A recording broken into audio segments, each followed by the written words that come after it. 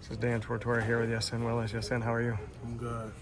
Now, we have seen it. Some people got nervous when they didn't see your number out there, and they said, "Where's he at?" I said, "He's number 6. Don't worry about it." Why'd you end up with 6? I mean, that's a number that I had since I was younger. I've had that number going through high school too, so I feel like me getting back in that number, go back to the player that I grew up being. So, You said go back to the player that you grew up being. Who is that? real downhill, aggressive runner. I wouldn't say I lost it a little bit last year, but I didn't really get to show that to the people as much as I usually would. But this year, it's a different story. Back in my number, and back in the mode. We saw LaQuint Allen Jr. do what he does, and before him it was Sean Tucker. In this era for you, what are you most excited to show about your game? Like you said, you're a downhill runner, you have that power and whatnot, but what have we not seen from you? I'm very versatile. I can play receiver as well. Things people don't know about me, I actually grew up training with 4 receivers, so it's like, a lot of my movement, I know how to go out there and run routes. I know how to catch like a receiver, so, I'm going to be more out the backfield.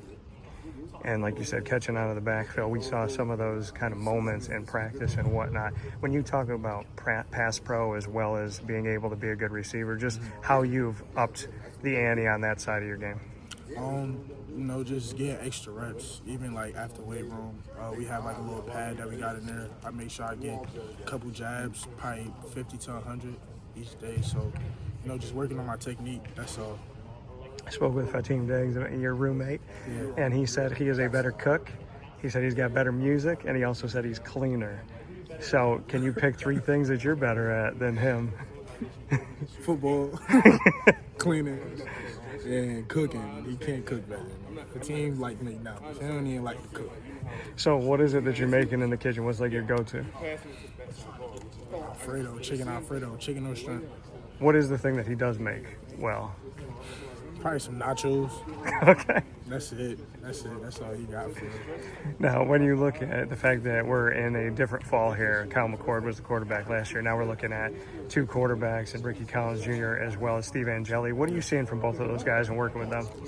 They've been leaders since they arrived here for real. Practice, they making sure everybody is up and basically, They do what they gotta do. The guys, they've been doing real good with passing the ball. They're really fast on their feet as well. So I'm excited about that this season. It's like having an extra running back in the backfield.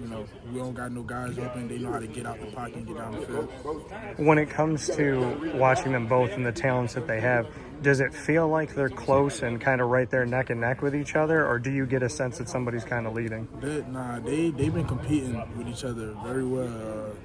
I feel like it's neck and neck. They've been going at it for a while now.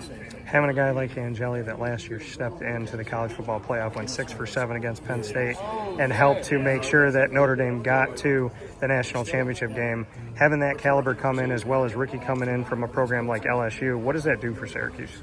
It does a lot. You get a quarterback with some experience that, got to the playoffs and was able to play the national championship a little bit.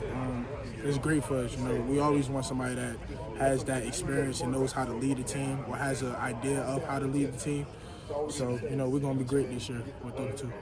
When it comes to running the ball and you look back on your history, when you were out there on the playground as a kid, who were some of those guys that you were emulating, guys that you just looked up to? Todd Gurley, Adrian Peterson, Marshawn Lynch. I like how aggressive those guys were. So that's who really I tried to be like a lot when I was touching the field when I was young. So now you would say your game is most like who? Is it a piece of everybody or? Yeah, kind of, but to me, I feel like I have it's kind of unique. I feel like, I'm big, but I'm fast for how big I am. Like I say, I can get out the backfield, catch the ball. I'm really a good blocker, but I feel like I can have more to work on with that. But I feel like, I kind of have my own kind of game. And you talk about being big, your offensive line has gotten bigger. Yeah. What can you say about the dudes that are in front of you? I love it. They dogs. As days go on in camp, we're going to continue to up the standard and get better. So, I'm glad that we got big guys on the line this year. Kind of look like SEC linemen. So, I'm excited about that. And Jeff Nixon, he's here, he's leading. We know that he's had all the experience in the NFL. What's it like to learn from him?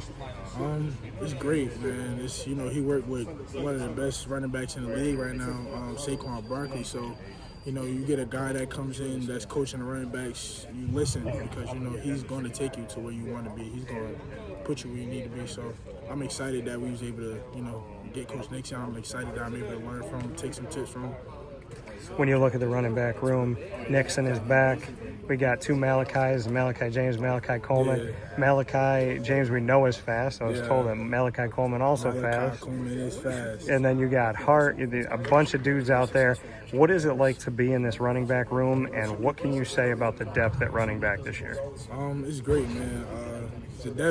Running back room is deep.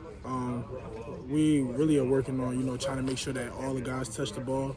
But, you know, we got to dominate, of course, for everybody to touch the field. So, you know, we just pushing each other every day. You know, like I said, setting the standard for each other. You know, making sure we don't get no fumbles in practice, make sure we're not messing up, getting no MAs or no pass blocks. So, you know, we just holding each other accountable as a group, as a collective.